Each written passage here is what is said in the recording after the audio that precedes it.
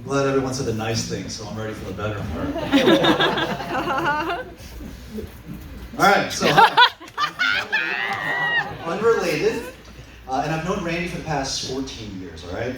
So we went to college together, we danced together, I've met his parents, I've done multiple trips with just the two of us, all right? I went with him to get LASIK and then drove him home to make sure that he was safe. Okay? I've helped him move furniture in a convertible through the streets of Boston. All right? And I took him to his first EDC and helped him along his path towards a rave addiction. We've done so many things together. So when he told me he wanted to propose to Julia, I was shocked. Why not me?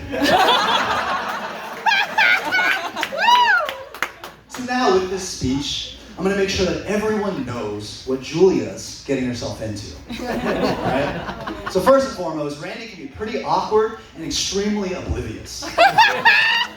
When I met him freshman year, we really actually didn't get along at all. Right? He was this nerdy guy with a very loose understanding of social norms. Okay? So my biggest gripe is that if he wanted to talk to you, he'd get really close to you.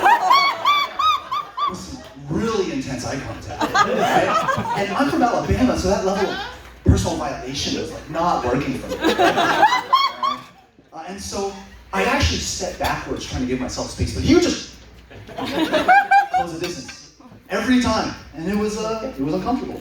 And trust me, he wasn't as dolled up as he is now. So like imagine like a lanky 18-year-old boy with like a bowl cut and some glasses or whatever, terrible fashion sense, he's getting really close to you. It wasn't actually that pleasant. Second thing, Randy, as Sam kind of alluded to, overshares, all right? I've had a front row seat to this one many, many times. It'll be like some party, okay? And he'll meet someone new, and then he'll lock into the conversation, all right? And the topic of work might come up. And instead of just talking about being a software engineer and kind of moving on, what he'll do is he'll lock into the conversation, he'll tell you what his company name is, he'll tell you what the business model is, he'll tell you what he does, right? And then you can just see this poor person's eyes just like kind of glaze over, and it's like, oh man, okay, I know what to do that, right? And another thing, like Sam mentioned, but didn't talk about enough, Randy's cheap. That was so funny. And like you know now, he's a software engineer in San Francisco, so you know he's not hurting. You know it. But if you look at his closet, it's like he hadn't earned a single dollar since college.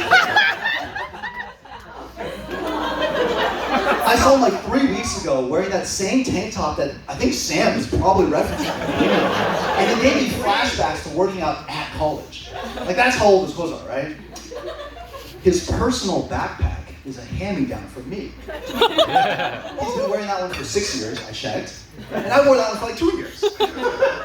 All right, and it's only been replaced by another free company backpack. Yep, exactly. And then the best part, right, is, okay, so one time, a few years ago, he was shopping for like new pants, right? And he wanted something comfortable, something good. And I've been wearing Lululemons for a while at that point. So I really liked them, right?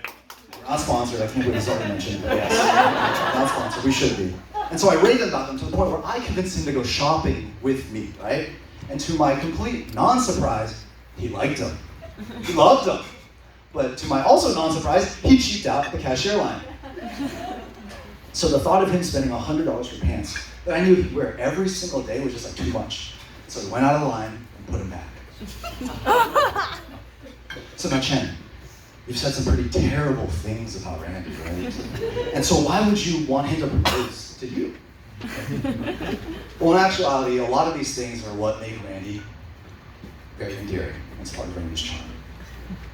Now, don't get me wrong, his awkwardness is pretty cringy at times, especially if you've seen him in our college friends and college days. But it's also one of the most endearing parts, right? When he was all up in my face, it was never confrontational, it was never aggressive or anything like that. It was just a pure miscalculation of how much personal space someone actually needs. And when he overshares, it's because he's genuinely curious about someone or something, and it's because he's thought really deeply about that topic, and he wants to share what he actually thinks. And it's these things that make some people want to immediately run away, and makes other people feel extremely connected to him on a deeper level. He's vulnerable, and he's honest, and he doesn't front. He doesn't try to pretend that he's cooler than he is. He's unapologetically himself, and that's a rare and Aussie trait to have. And when it comes to spending, yes, he's cheap. But he's also not too